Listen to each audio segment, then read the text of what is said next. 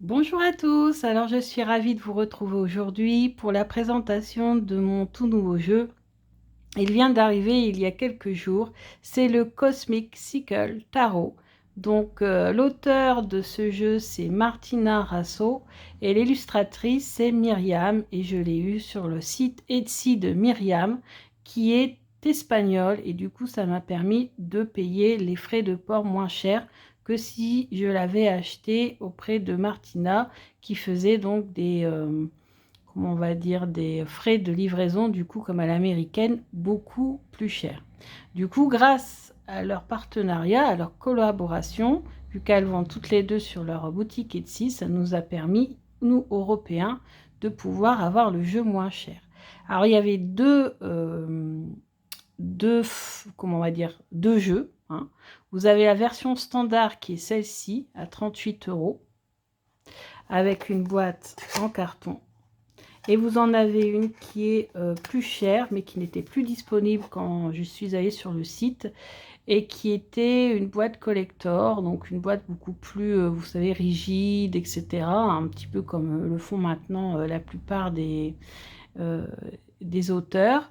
Moi, j'ai pris donc la version standard, une parce que ça me permettait d'avoir le jeu moins cher, et deux parce que de toute façon, l'autre n'était pas disponible.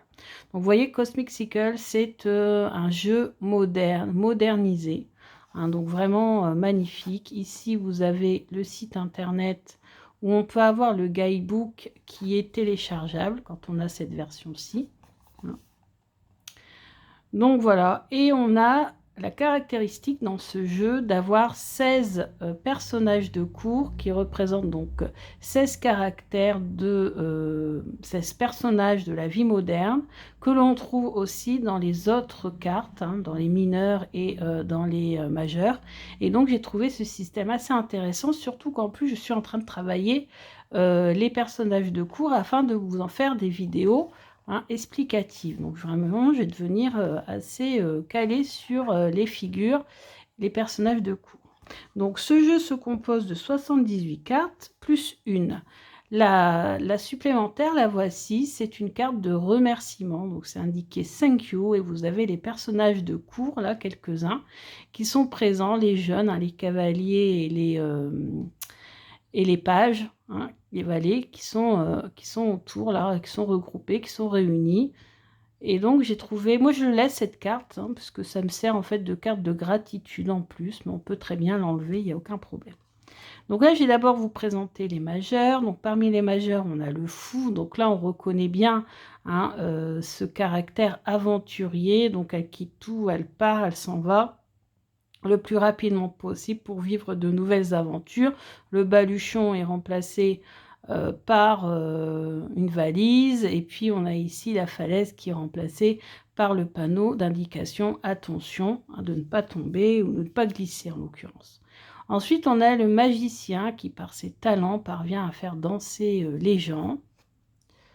Ensuite, on a la grande prêtresse. Alors, ça m'a beaucoup fait penser à moi, la grande prêtresse, parce que de toute façon, c'est souvent la carte qui me représente, hein, souvent, parce que vous voyez, elle est en train d'étudier le tarot, et c'est exactement la tête que je faisais quand j'étudiais le tarot. Vous voyez, toute pensive, en pleine réflexion pour essayer de comprendre tous les symboles et les significations des cartes, même si maintenant je suis plus attirée par le tarot intuitif, qui est une méthode de lecture beaucoup plus basée sur les illustrations et finalement le symbolisme, et en fonction de notre question, trouver les réponses à travers les illustrations. Hein.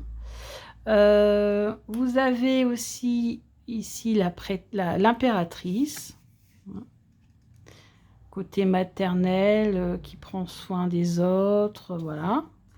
Ensuite, on a l'empereur, le hiérophant, donc plusieurs religions sont représentées, les amoureux.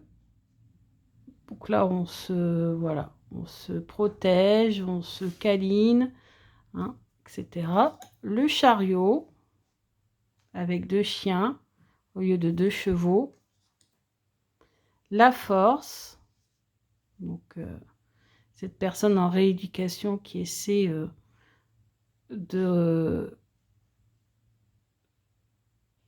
voilà, qui essaie de remarcher. Ça demande beaucoup, beaucoup de force. L'ermite. La roue de fortune. La justice. Le pendu. La mort. La tempérance. Le diable. Donc on a les mêmes personnages que dans les amoureux, sauf que la situation est totalement différente. Au lieu d'être solidaire, etc., on a les liens, on a la manipulation, voilà, la soumission, etc. La tour, donc cette fois-ci, c'est pas une tour, mais une maison qui est en train de brûler, les gens qui sont en train de tout perdre, mais ils ont la chance de s'en être sortis et d'avoir même pu sortir leur animal de compagnie. Donc finalement, le principal est sauvé et ils vont pouvoir reconstruire. Une de mes cartes préférées, on a l'étoile, magnifique. Cette étoile, puisque ça me fait penser aussi à moi quand j'étais plus jeune et que j'observais les étoiles, notamment au mois d'août avec la nuit des étoiles que je suivais régulièrement. J'avais aussi voilà, un télescope, etc. La lune, donc on fait les choses en cachette et là, c'est apparemment une éclipse de lune. Le soleil, le jugement. Donc, vous voyez, les illustrations sont très parlantes. C'est vraiment ce qui m'a plu dans ce jeu. Le monde. Donc, ce jeu, je l'ai découvert donc aussi grâce à Hugues de la chaîne Saint-Cide qui nous parlait d'une boutique qui permettait d'avoir des jeux autopubliés américains à moindre coût parce que la boutique est en Europe, donc ça nous permettait d'avoir des frais de livraison moins chers. Et c'est sur cette boutique-là que je l'ai trouvé, sauf qu'il était en rupture de stock, donc c'est ensuite que je l'ai trouvé sur la boutique Etsy de Myriam. Le 2 de Pentacle, le 3 de Pentacle, le 4. Donc là, on fait des économies dans le but de s'acheter sûrement la voiture. Le 5 de Pentacle, le 6, la générosité, 7, 8 de Pentacle, 9, 10. Ensuite, on a nos fameux personnages. Donc, on a le page de Pentacle, le chevalier de Pentacle, sportif, la reine de Pentacle, donc la businesswoman, le roi de Pentacle, donc celui qui aime être dans la lumière. Ensuite, on passe aux coupes. On a l'as de coupe. On a le 2 de coupe. Le 3. Donc, vraiment très moderne au niveau des illustrations. Le 4. Le 5 de coupe. Alors, le 5 de coupe, on le sait, hein, c'est une carte qui n'est pas facile dans le tarot. Mais là, vous voyez, elle me parle énormément parce que vous avez ce personnage ici qui pleure parce qu'on voit qu'il a perdu de nombreux membres de sa famille, ce qui est le cas. Même ici, un animal de compagnie. Alors, c'est pas un chien, mais un chat. Et ici, on a le spectre, hein, de quelqu'un qui le réconforte. Et ça, j'en suis persuadée, c'est que même si malheureusement j'ai perdu presque tous les membres de ma famille, hein, quand même, mes parents il y a longtemps, mes grands-parents, une amie, voilà, 2 animaux de compagnie même d'ailleurs. Donc voilà, et j'ai été dans cette situation-là, et quand je suis même encore maintenant dans un certain moment, notamment au niveau des fêtes, un peu dans cette situation-là, et moi je sais que de toute façon, c'est ce qui me réconforte, ils sont là pour me guider, pour me protéger. Le 6 de coupe, le 7 de coupe, le 8 de coupe, le 9 de coupe, Alors, ce ne sont pas que les personnages des coupes hein, qu'on trouve sur les mineurs en rapport avec les coupes. Ensuite, on a le page de coupe, le cavalier de coupe, la reine de coupe. Elle, c'est une professeure ou, voilà, qui tient une classe et qui fait des activités manuelles, etc. Elle me parle aussi beaucoup, cette carte. Le roi de coupe. Ensuite, on passe au bâton, l'as de bâton, le 2 de bâton. Donc, on observe, voir s'il n'y aurait pas un autre chemin. Voilà, on est en pleine observation, trouver sa voie. Là, le 3 de bâton, on a trouvé sa voie, on y va, on avance, on explore. 4 de bâton, 5 de bâton. Donc les conflits donc, au niveau du jeu vidéo, et en même temps lui qui est en conflit avec sa manette. Bizarrement, ça me dit quelque chose. Je ne dirai pas plus. 6 de bâton, 7 de bâton, 8 de bâton, 9 de bâton, 10 de bâton. Vous savez, le fardeau avec tous les fagots sur... Bah là, c'est pas des fagots, c'est une poutre. Le page de bâton, le cavalier de bâton, la reine de bâton, le roi de bâton. Ensuite, on passe aux épées, l'as d'épée, le 2 d'épée, hein, faire le choix, la séparation, le papa d'un côté, la maman de l'autre.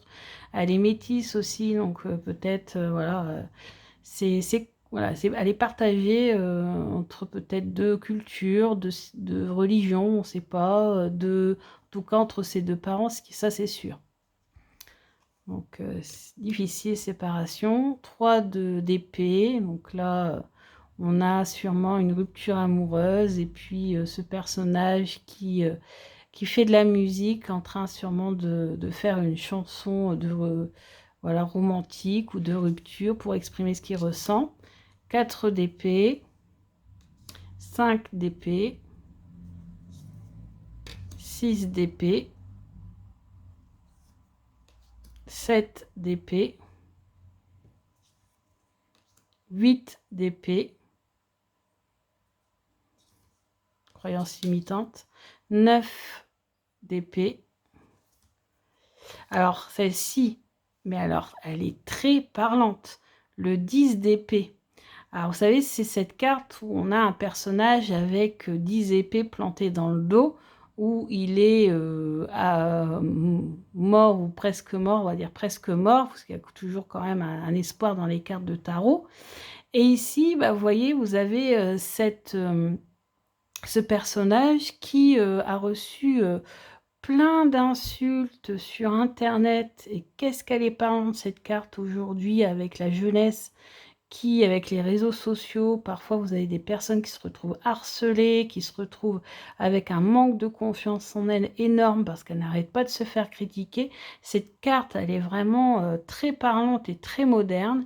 Et vous voyez, bah, ce personnage a perdu la confiance en lui. Elle est vraiment en pleine dépression, hein, parce que c'est la carte de la dépression, hein, du burn-out, de la dépression. Et c'est exactement ça. Hein, on sent que peut-être il y aurait même pire que de la dépression derrière. Donc, la solution, c'est quoi? Bah, c'est de fermer l'ordinateur. Donc, il y a toujours quand même un point positif dans le 10 d'épée, c'est qu'il y a toujours la possibilité de se détacher de tout ça. Hein. Donc, c'est vraiment une carte extrêmement parlante. Hein. Le 10 d'épée, c'est toujours une carte très forte dans le tarot. Souvent, c'est à partir du 10 d'épée que je sais si le jeu va vraiment me parler ou pas. Et vraiment, là, c'est le cas. Je trouve que c'est... De toute façon, les illustrations sont très parlantes sur toutes les cartes. On a le page d'épée. Le chevalier d'épée, c'est celui-là qui est avec son chariot là et qui est foncé. La reine d'épée, donc elle, on l'avait vu dans la carte de la justice, puisque c'est l'avocate, la reine d'épée. Et le roi d'épée. Voilà pour la présentation de ce jeu qui est vraiment magnifique. Surtout très parlant en fait, et j'ai commencé un challenge avec ce jeu et toutes les réponses sont extrêmement, heu, parlantes, impressionnantes. Il est excellent et il nous permet vraiment de voir, clair, de les renseignements, les informations qu'il nous donne sont vraiment très claires et ça nous permet vraiment de faire un super travail d'introspection, de travailler développement personnel avec ça. Mais aussi, il est très fort pour, la divination. Parce que, quand j'ai un jeu comme ça, pendant au moins une semaine, je me tire une carte tous les jours et là, je l'ai fait, donc je l'ai reçu quand? Mercredi, donc depuis jeudi, je tire une carte et à chaque fois, ça a matché. Exactement, la carte reflétait exactement ma journée. Donc voilà. Donc pour l'instant, il ne s'est pas encore trompé, donc et pour le challenge, il est excellent. Donc le challenge, si vous voulez le savoir, c'est le challenge, sur un groupe que je suis sur Facebook qui est Tarot with Fun, qui est 40 ans en tarot, puisque la créatrice du groupe va avoir 40 ans dans 40 jours, et donc tous les jours on répond par 2 cartes à certaines questions, où on fait un bilan finalement par rapport à il y a 2 ans, 10 ans, 20 ans, ou il y a un mois, si on a eu un grand changement il y a un mois. Et franchement, c'est super intéressant et ce jeu répond extrêmement bien. Donc j'espère que cela vous a plu. Bon, bien sûr, vous avez vu, on a eu un invité parce que, ben, bien sûr, maman faisait une vidéo. Et puis, bah, ça avait envie de câlin. Toujours, c'est toujours comme ça. Toujours quand j'ai envie de faire une vidéo que ça a envie de câlin. Hein. Donc voilà, voilà. Alors du coup, je vous dis à bientôt pour d'autres vidéos. Et je vais vous parler peut-être aussi vite fait d'une petite surprise. D'ici quelques temps, j'ai envie de lancer des nouvelles vidéos qui s'appellera le Club des Intuitifs, où en fait je mettrai à l'honneur un oracle ou un tarot sur la quinzaine ou sur le mois, ça dépend de mes disponibilités. En ce moment avec le travail, c'est un peu compliqué, mais en tout cas, on va étudier des cartes de tarot ou d'oracle et je changerai régulièrement et on pourra faire aller notre intuition et apprendre à connaître un jeu. Donc vous me direz si cette idée vous plaît. En tout cas, je trouvais ça super intéressant. Je l'appelle le club des intuitifs parce que vous pourrez travailler en même temps que moi en faisant des posts sur la vidéo. Hein, donc vous aurez juste besoin d'un stylo et d'un carnet pour travailler avec moi les différents jeux et différentes cartes et de faire aller votre intuition. Bien sûr, c'est entièrement gratuit comme ma chaîne, hein, rien n'est monétisé. Par contre, vous pourrez, si vous souhaitez, me faire un petit don sur ma cagnotte PayPal pour me permettre d'améliorer mes vidéos, de m'acheter des nouveaux jeux, etc., etc. En tout cas, merci déjà d'être nombreux sur la chaîne. Vous êtes de plus en plus nombreux et ça me fait très plaisir. Donc, je vous dis à bientôt pour un prochain numéro. Bisous!